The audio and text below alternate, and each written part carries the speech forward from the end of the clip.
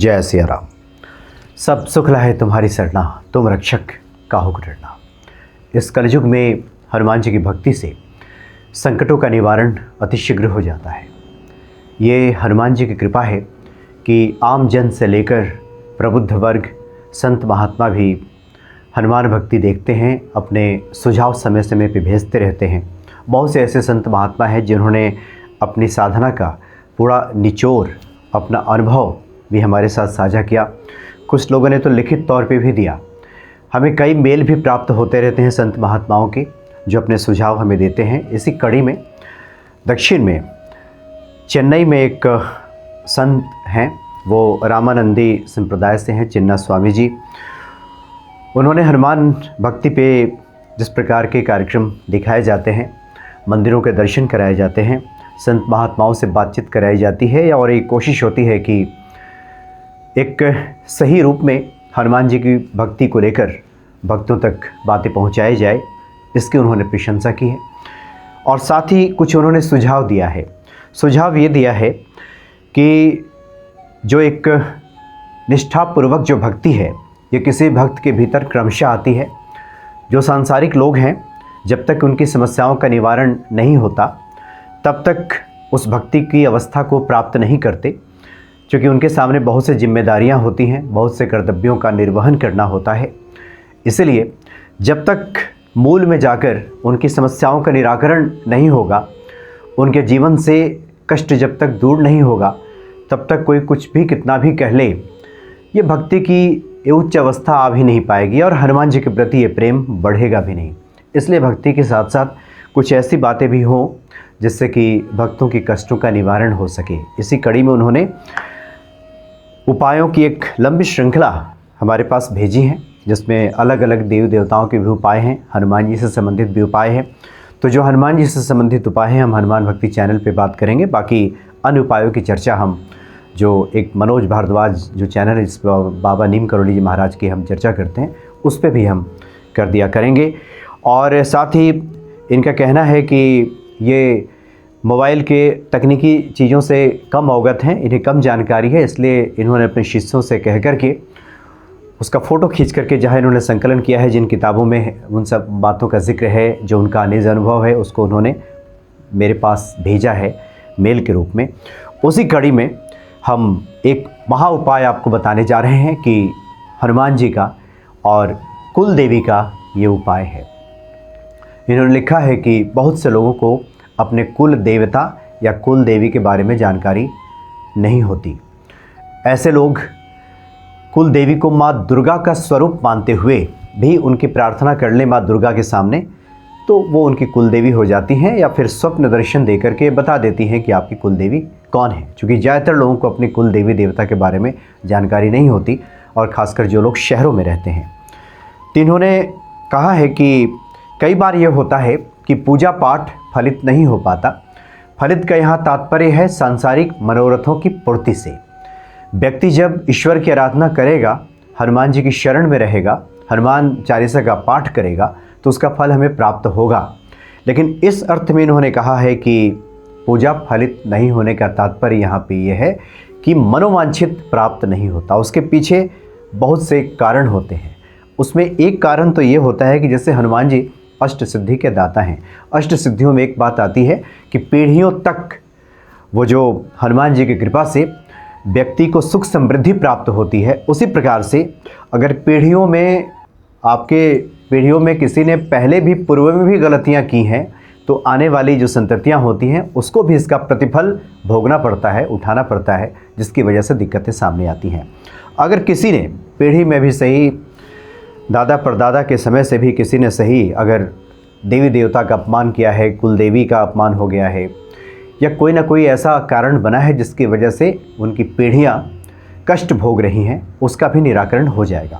अब यहाँ पे समझना ये होगा कि अगर कोई व्यक्ति किसी प्रकार की गलती करता है, अनादर निरादर करता है ईश्वर का, तो प्रारब्धवश उसी प्रकार के लोगों का जन्म उस कुल खानदान में हो जाता है, और जिसकी भरपाई उन्हें भी करनी पड़ती है। तो ये सब ठीक हो जाएगा इस उपाय से, उन्होंने बताया है। कई पीढ़ियों की गलती भी हो, कष्ट भी हो, किसी प्रकार की परेशानी हो, प्रारब्धवश भी अगर दुख मिल रहा हो और मनोवांछित पूर्ण ना हो पा रहा हो तो पहले इसको ठीक करने की आवश्यकता है। और एक नमक का उन्होंने प्रयोग ये बताया है कि नमक का प्रयोग हर कोई करे, क्योंकि नमक में नकारात्मकता को दूर करने की शक्ति होती है और बड़ा ही सरल उपाय है। हमारे बड़े बुजुर्ग इस उपाय से पहले से परिचित रहे हैं। आज भी जो साधु महात्मा हैं, संतजन हैं, नेगेटिविटी को, नकारात्मकता भौतिक चीज़ों में भी और हमारे भीतर भी जो नकारात्मकता रहती है उसको दूर करने की आवश्यकता रहती है। तो इसके लिए करना यह है कि जो भी हनुमान जी के भक्त हैं वो श्री हनुमान जी की भी आराधना करेंगे और माँ दुर्गा की भी आराधना करेंगे, या जो लोग अपनी कुल देवी से परिचित हैं, नाम जानते हैं, उनका नाम लेकर के ये पूजा करेंगे। तो इसके लिए करना यह है कि एक पीला थैला छोटा आपको बनवा लेना है। पीला थैला इसके लिए चाहिए, पीले कपड़े का एक थैला उसके लिए चाहिए। और तृतीया को खास करके अभी जो नवरात्रि की शुरुआत होगी होली के बाद, तो जो तृतीया है या फिर किसी भी तृतीया को बाहर जा कर के एक नमक की थैली खरीदनी है। सबसे छोटी थैली जो मिल जाए, 100 ग्राम से लेकर के जो भी थैली सबसे छोटी दुकान पे उपलब्ध हो उसको ले लेना है और तृतीया के दिन ही लेकर के आना है। शुक्ल पक्ष हो या फिर कृष्ण पक्ष हो, तृतीया तिथि याद रखनी है कि तृतीया को ये लेकर के आना है। और उसके बाद उसी पीली थैली में डाल देना है। अगर वो पैकेट में नमक है तो उस पैकेट को खोलना नहीं है और उसी थैली में डाल देना है, पीली थैली में। और अपने घर पहुंच करके घर का जो दक्षिण पश्चिम का कोना है, जिसको हम कहते हैं साउथ वेस्ट, दक्षिण पश्चिम का कोना, घर का कोई भी कमरा हो जहाँ पे आपको लगे कि ये दक्षिण पश्चिम का कोना है, चाहे चूँकि आजकल तो हर मोबाइल में कंपास वगैरह होता है, आप बीच सेंटर में जाकर के घर के देखेंगे कि दक्षिण पश्चिम का कोना कौन सा है, तो वहाँ पे जाकर के वो पीली थैली वहाँ छोड़ देना है तृतीया के दिन। उसके बाद जब भी मंदिर जाने का मौका मिले, अगर आप अगले दिन ही जा रहे हो तो अगले दिन ही लेकर के चले जाएं उस थैला को उठा करके मंदिर। अगर आप 5 दिन के बाद जा रहे हो, 10 दिन के बाद जा रहे हो, उस समय लेके चले जाएं। लेकिन अगर आप 1 महीने तक अगर नहीं गए और अगला तृतीया आ गया तो पुनः तृतीया को पहले खरीद लें नमक उसी प्रकार से और उसी थैली में डाल दें।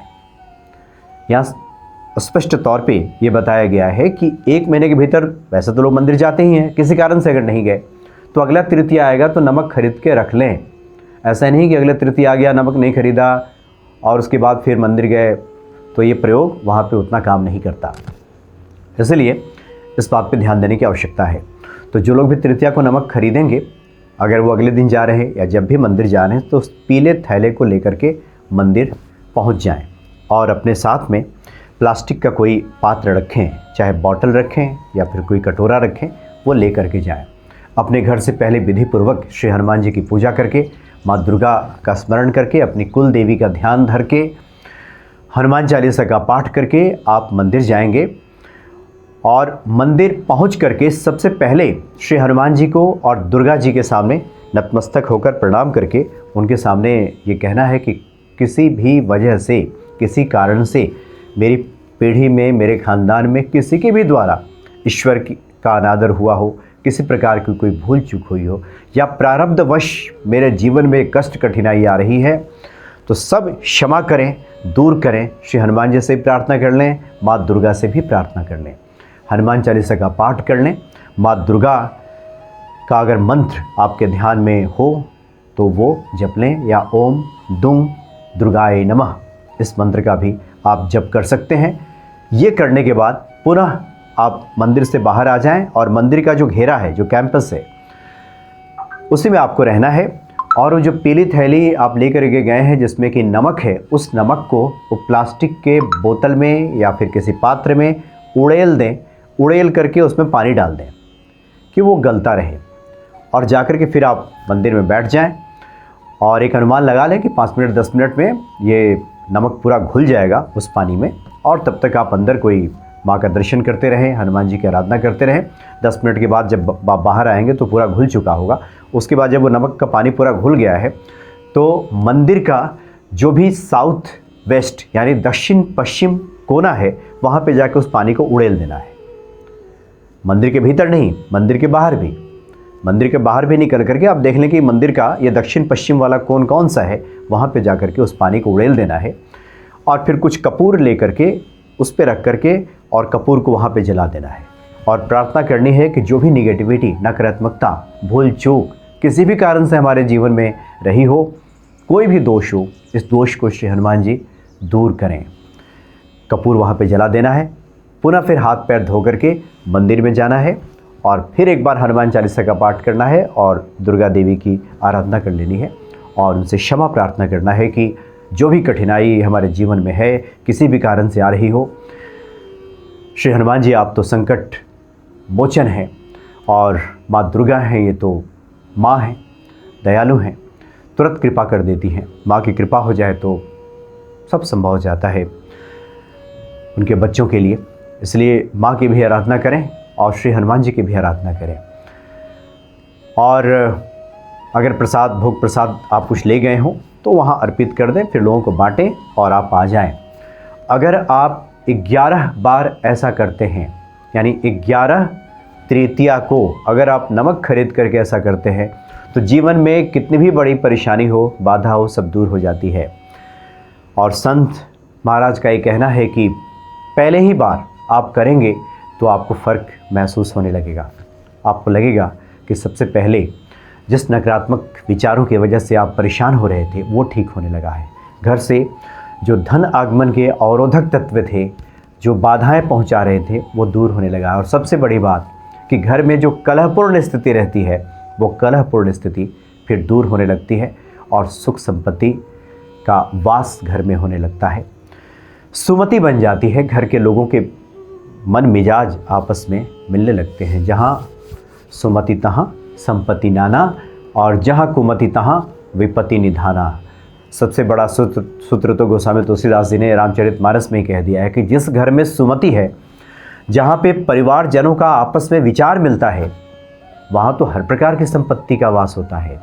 और जिस घर में कुमति है, वहाँ नाना प्रकार की विपत्तियाँ वहाँ पे धावा बोल देती हैं। तो ये जो नमक का उपाय है, इससे सुमति भी आएगी, नकारात्मकता घर से दूर होगी और अब तक पीढ़ियों में किसी ने भी कोई गलती की हो उसका निराकरण भी हो जाएगा। अब इस समझने वाली इसमें वाली बात है कि जो संततियाँ होती हैं, हमारे पूर्वजों के भी उद्धार का कारण बनती है। शास्त्र हमारे यहाँ तक कहते हैं कि आने वाली संततियाँ अगर कोई गलत काम करती हैं तो जो लोग, जो ख़ानदान के लोग जो गुजर चुके हैं, उन्हें भी इसका कष्ट और दुख भोगना पड़ता है। तो बड़ा ये महत्वपूर्ण है। और उनका कहना है कि ये उन्होंने कई लोगों को बताया है, किया है, और उनकी तपश्चर्या का ये निचोड़ है जो उन्होंने बताया है। इसलिए किसी के भी जीवन में इस तरह की बातें हों तो ज़रूर करें। श्री हनुमान जी की अवश्य कृपा प्राप्त होगी। संकट मोचन, ज़रूर संकटों को हर लेंगे। जय सिया राम।